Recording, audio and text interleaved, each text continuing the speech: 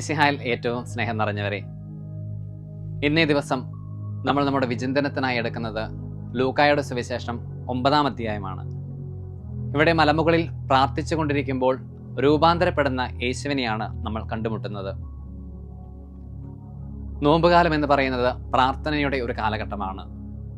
യേശുവിൻ്റെ മലയിലെ പ്രാർത്ഥനയും അതേ തുടർന്നുള്ള രൂപാന്തരീകരണവും നമ്മുടെ പ്രാർത്ഥനാ ജീവിതത്തെ എങ്ങനെയാണ് സ്വാധീനിക്കേണ്ടത്, അതിൻ്റെ വെളിച്ചത്തിൽ എങ്ങനെയാണ് കൂടുതൽ നല്ല രീതിയിൽ അർത്ഥവത്തായി ഒരു പ്രാർത്ഥനാ ജീവിതം പടുത്തുയർത്തുവാനായിട്ട് നമുക്ക് സാധിക്കുന്നത് എന്നതാണ് നമ്മൾ ചിന്തിക്കുവാനായിട്ട് പോകുന്നത്.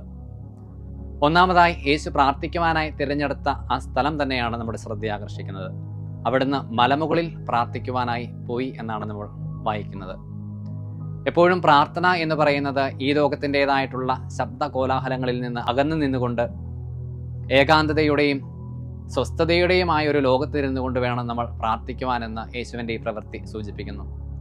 നമ്മളിൽ പലരും പ്രാർത്ഥിക്കുവാനായിട്ട് ശ്രമിച്ച് പരാജയപ്പെടുന്നതിനുള്ള പ്രധാന കാരണമെന്ന് പറയുന്നത് ഈ ലോകത്തിൻ്റെ സംഗതികളിൽ വ്യാപൃതരായിരുന്നു കൊണ്ട് സദാസമയവും ലോകത്തിലേക്ക് നോക്കിയിരുന്നു കൊണ്ട് പ്രാർത്ഥിക്കുവാനായിട്ട് ശ്രമിക്കുന്നത് കൊണ്ടാണ് നമുക്കത് സാധിക്കാതെ പോകുന്നത്.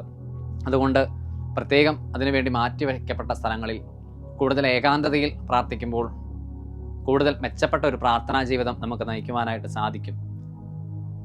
രണ്ടാമതായിട്ട്, നമ്മുടെ പ്രാർത്ഥനയുടെ ലക്ഷ്യത്തെ ഒന്ന് പുനർനിർവചിക്കുവാനായിട്ട് യേശുവിൻ്റെ ഈ രൂപാന്തരീകരണം നമ്മെ പ്രചോദിപ്പിക്കുന്നു.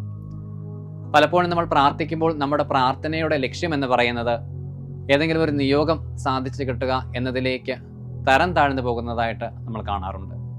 പക്ഷെ വാസ്തവത്തിൽ എന്താണ് പ്രാർത്ഥനയുടെ യഥാർത്ഥമായിട്ടുള്ള ലക്ഷ്യം? അത് മറ്റൊന്നുമല്ല, നമ്മുടെ ഓരോരുത്തരുടെയും രൂപാന്തരീകരണമാണ്. യേശുവിൻ്റെ പോലെ തന്നെ പ്രാർത്ഥിച്ച് രൂപാന്തരീകരിക്കപ്പെട്ട വ്യക്തികളായിട്ട് മാറുവാൻ വേണ്ടിയായിരിക്കണം നമ്മൾ പ്രാർത്ഥിക്കുന്നത്. അങ്ങനെ ഉന്നതമായിട്ടുള്ള രൂപാന്തരീകരണം എന്ന ലക്ഷ്യത്തോടു കൂടി വേണം നമ്മൾ പ്രാർത്ഥിക്കുവാനെന്ന് യേശു നമ്മെ പഠിപ്പിക്കുന്നു. ഈ രൂപാന്തരീകരണ വേളയിൽ യേശുവിന് ചുറ്റുമുണ്ടായിരുന്ന ശിഷ്യന്മാരിലേക്കൊന്ന് നോക്കൂ. എന്താണ് അവരുടെ പ്രതികരണം? അവരും വളരെ വലിയ ഒരു ആത്മീയ ഔന്നത്യത്തിലേക്ക് ഉയരുകയും സ്ഥലകാല ബോധം പോലും അവർക്ക് നഷ്ടപ്പെടുന്നതായിട്ട് നമ്മൾ മനസ്സിലാക്കുന്നു. ഇപ്രകാരം നമ്മൾ പ്രാർത്ഥിക്കുമ്പോൾ അത് നമ്മെ മാത്രമല്ല നമുക്ക് ചുറ്റുമുള്ളവരെയും കൂടി സ്വാധീനിക്കും എന്ന് നമുക്ക് മനസ്സിലാക്കുവാനായിട്ട് സാധിക്കും.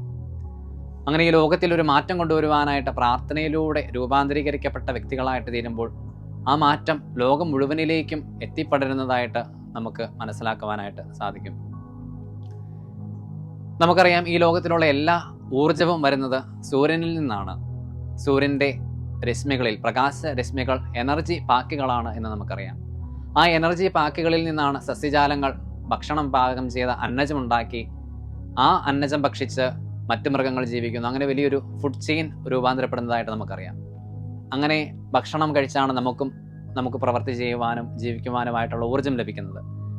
പ്രകാരം എല്ലാ ഊർജവും സൂര്യനിൽ നിന്ന് വരുന്നു എന്നതുപോലെ തന്നെ ലോകത്തിൻ്റെ പ്രകാശമായ സൂര്യനായ ഈശോയിൽ നിന്നാണ് നമുക്ക് എല്ലാ തരത്തിലുള്ള ഊർജവും ലഭിക്കേണ്ടത്.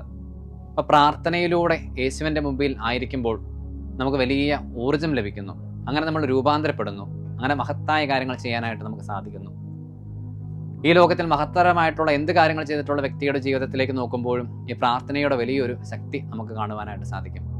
മദർ തെരേസയെ നമുക്കറിയാം. ഇന്ത്യയുടെ ഏത് തെരുവുകളിൽ പോയി അന്വേഷിച്ചാലും മദർ തെരേസയെ അറിയാത്തവരായി ആരുമില്ല. ഇത്തരം മഹത്തായിട്ടുള്ള കാര്യങ്ങൾ ചെയ്യുവാനായിട്ട് മദർ തെരേസയ്ക്ക് സാധിച്ചത് ദിവസവും 1 മണിക്കൂർ ദിവ്യകാരുണ്യനാഥന് മുമ്പിൽ ഇരുന്ന് ഊർജം സ്വീകരിച്ചത് കൊണ്ടാണ്. ഇതുപോലെ പ്രാർത്ഥിക്കുവാനായിട്ട് നമുക്ക് പരിശ്രമിക്കാം. ബട്ടർഫ്ലൈ മൂവ്മെൻറ്റ് എന്ന ഒരു തിയറി നിങ്ങൾ കേട്ടിട്ടുണ്ടായിരിക്കും. എന്താണ് ആ തിയറി പറഞ്ഞു വെക്കുന്നത്?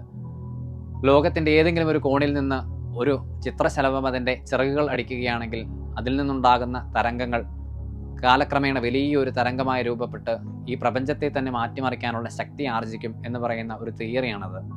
എന്ന് വെച്ചാൽ താരതമ്യേന അപ്രധാനമെന്ന് നമുക്ക് തോന്നുന്ന സംഭവ വികാസങ്ങളിൽ നിന്ന് പോലും വലിയതും മഹത്വമായ കാര്യങ്ങൾ സംഭവിക്കുന്നു എന്നർത്ഥം. ഇപ്രകാരം നമ്മൾ പ്രാർത്ഥിക്കുമ്പോൾ ചെറിയ കാര്യമാണെന്ന് നമുക്ക് തോന്നിയേക്കാം, പക്ഷേ ആ പ്രാർത്ഥനയുടെ ശക്തി അത്രമേൽ വലുതാണ്. ഇത്രയേറിയ ഈ വലിയ പ്രാർത്ഥനയ്ക്ക് വേണ്ടിയിട്ട് നമ്മൾ സമയം മാറ്റിവെക്കുമ്പോൾ ആ രൂപാന്തരീകരണം നമ്മുടെ ഓരോരുത്തരുടെയും ജീവിതത്തിൽ സംഭവിക്കട്ടെ എന്നാണ് നമ്മുടെ പ്രാർത്ഥന. അതിനു വേണ്ടിയിട്ടാണ് നമ്മൾ പരിശ്രമിക്കേണ്ടത്. പക്ഷേ ഒരു കാര്യം നമ്മൾ എപ്പോഴും ഓർക്കണം, ഈ പ്രാർത്ഥന എന്ന് പറയുന്നത് അത്ര എളുപ്പമുള്ള കാര്യമല്ല. രൂപാന്തരീകരണത്തിന് ഉതകുന്ന പ്രാർത്ഥനയെക്കുറിച്ചാണ് ഞാൻ ഉദ്ദേശിക്കുന്നത്. കോടിക്കണക്കിന് ആളുകൾ അതിനുവേണ്ടി പരിശ്രമിക്കുമ്പോൾ കേവലം 500-1000 ആളുകൾ മാത്രമേ അതിൽ വിജയിക്കുന്നുള്ളൂ എന്ന വസ്തുത നാം ഓർക്കണം. അതുകൊണ്ട് വളരെയേറെ കാര്യഗൗരവത്തോടുകൂടി, ഉന്നതമായ ലക്ഷ്യബോധത്തോടുകൂടി, തീവ്രമായൊരു പ്രാർത്ഥനയുടെ അനുഭവത്തിലേക്ക് കടക്കാൻ ഈ നോമ്പ് കാലത്ത് നമുക്കെല്ലാവർക്കും സാധിക്കട്ടെ എന്ന് ആശംസിക്കുന്നു, പ്രാർത്ഥിക്കുന്നു. എല്ലാവർക്കും നല്ലൊരു നോമ്പ് കാലം നേരുന്നു.